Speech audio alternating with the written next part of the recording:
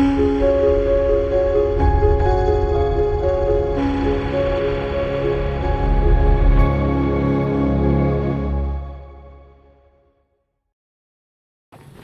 everybody, I'm Ben, and I thought I'd give you a quick update on the Enchanted Forest at Brook Point.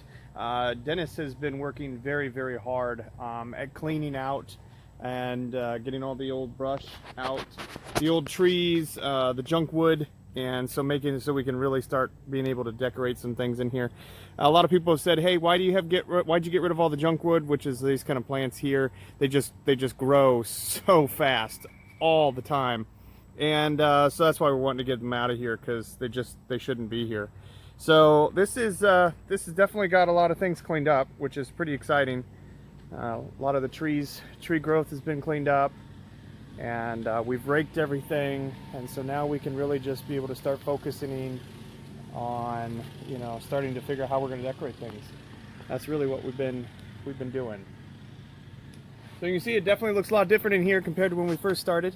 So I'm Ben, and can't wait to show you the Enchanted Forest when it's all said and done. But for right now, this is where we are, and it's what is this? This is August already.